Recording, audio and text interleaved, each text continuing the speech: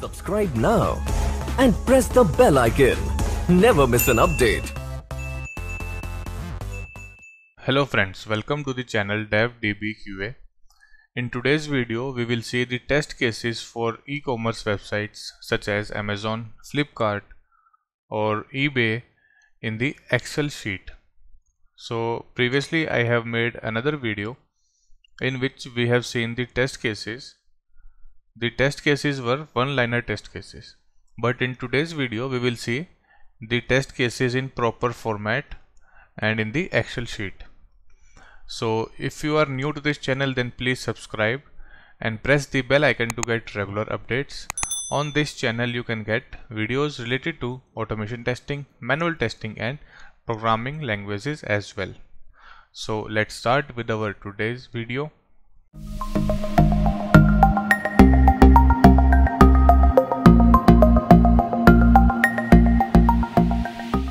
So this is the Excel sheet that I have prepared, and these are the test cases, and this is the format that I have used.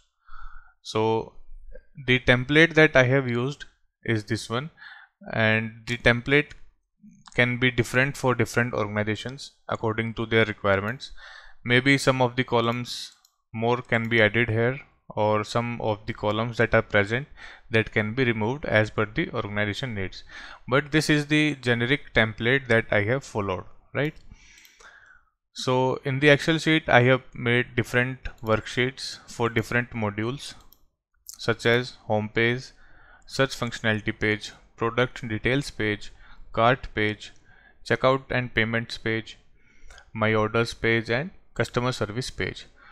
So I have written the test cases for these different functionalities in different worksheets, right?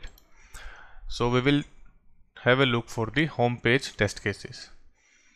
So here the first column is the test case ID. So test case ID is the unique ID that will identify the test case in this sheet, right? So to identify a test case in this home page sheet, I just have to quote the test case ID, and then it will uniquely identify the test case and all the details for that test case. The next column is the module name. So module name is the module or the functionality, or we can say the tab that we are testing. The test case for which module we have written is the module name. So the module for these test cases are home page. So we have verified the home page, so that's why the module name is the home page. The next column is the test scenario. So the test scenario is the high level testing what we have to perform, right? So in these test cases we have to verify the details on the home page. So we will verify the details that are present on the home page. So this is our test scenario. The test scenario says that we have to verify the details on the home page. So all these test cases come under this test scenario. So the scenario that we have to follow is we are verifying the details that are present on the home page. Now comes the test case. So to verify the details on the home page, we have to follow different test cases, right? So test case is a subset of test scenario, right? So for example, the first test case is verify that home page is displayed after login or not. So it states that we have to verify that the home page is being displayed when the user login to that application or website or not. So this is the test case. And the second test case states that verify that username is displayed on the home page or not. So similarly, these are the different test cases that are written to verify this scenario. Our scenario is verify the details on the home page, right? So these are the test cases written for verifying the details that are present on the home page. And the next column is prerequisites. So prerequisites are the preconditions or the pre-configurations that we have to do in order to execute or test these test cases, right? So the test case is verify that home page is displayed after login or not. So we have to log into that application and then we have to verify that the home page is being displayed or not. So for this test case, what will be the prerequisite? The prerequisite will be browser should be installed on the system. So we should have a browser on which we will open our website or application. And the next is internet connection should be present. So to access the Amazon or Flipkart website, we should have an internet connection for connecting to that website. So these are the two prerequisites for testing this test case. One is the browser and the other one is the internet connection. And the next column is test data. So test data is the data which is required while testing the test case, right? So our test case is that we have to verify the home page is being displayed after login or not. For login to that application, we should have the username and the password for that application or the website. So in test data, what we will use the username and the password. Using this test data, we will log into that application and then we will verify the home page is being displayed or not. Next is the step number. So these are the step number for the test steps.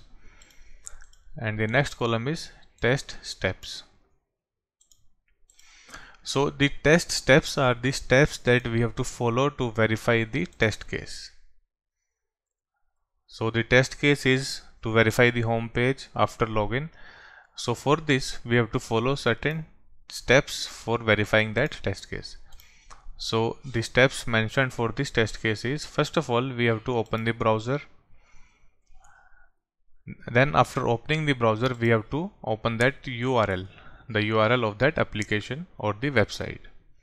Now after opening the URL or the application, we have to enter the username and password that are provided in the test data. And after providing the username and password, we have to click on the login button. So when we follow these test steps, we can verify this test case. Now the next column is the expected results. In the expected results, what we write? We write the expected behavior when we follow the test steps. So we have written the expected results for each test step. So first test step is opening the browser.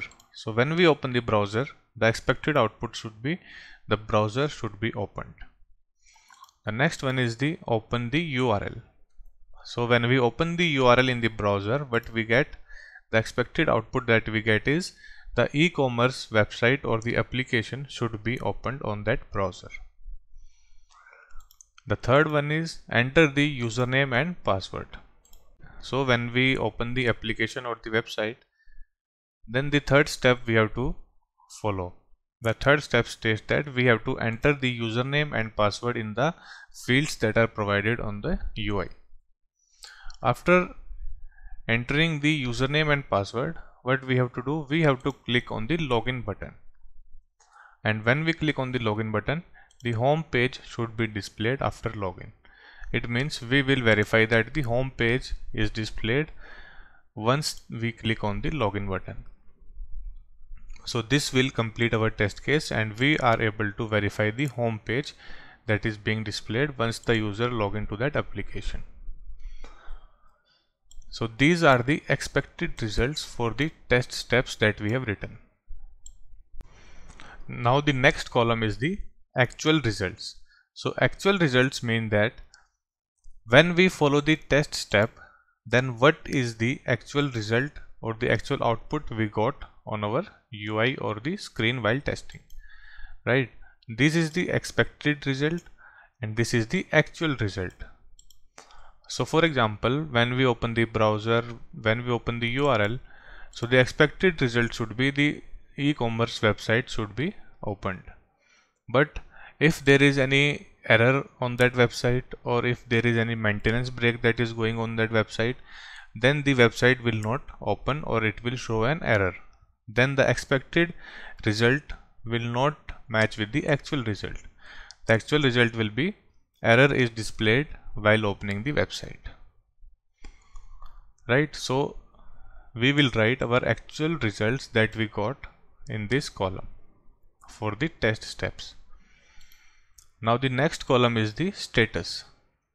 So status means the test step is pass or fail.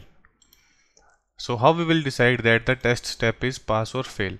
So if the expected result is equal to the actual result, then the test step should be pass, and if the expected result is different than the actual result that we got, then the test step will be fail. So if all the test steps that are mentioned in a test case are pass, then the test case will be considered as pass, and if any of the test step that is present in that test case is fail, then the test case will be considered as fail, right? So the status of the test step we will write in the status column, the pass or fail. Next is the comments. In the comments column we will write any specific information that we think to mention, right? So in comment we can mention any information that we want to give, or if we notice something on the UI, then we will provide that comment in this comment column. Now we can add one more column to this template, that is defect ID. So if a test step fails, then we have to log a defect in our defect tracking software.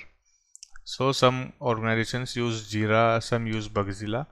So whichever software that we use, when we log a defect in that software, we get a defect ID for that defect. So we can mention that defect ID in front of the failed test case or the failed test step, so that it is easier for us to identify that what are the test case that failed and what are the defects that we have logged for the failed test cases, right? So this is the column that we can add, that is defect ID. So these are the test cases for the home page. So similarly you can get the test cases for other functionalities in the other tabs, right? So you can get this Excel sheet on the website devdbqa.com. So when you go to this website, the first post, that is test cases for e-commerce websites such as Amazon, Flipkart, eBay, etc. So when you open this page, you can see the test cases are present here. You can have a look for these test cases, or you can download these test cases from this download button. So when we click on this download button, the Excel sheet containing the test cases will be downloaded on our system. So you can take the reference from this Excel sheet and you can add more test cases according to your requirements, or modify the templates and use it anywhere for your test cases, right? So that's all for today's video. If you like this video, then please hit the like button. Please subscribe and press the bell icon to get regular updates. And if you have any suggestions, then please comment in the comment section. Thank you.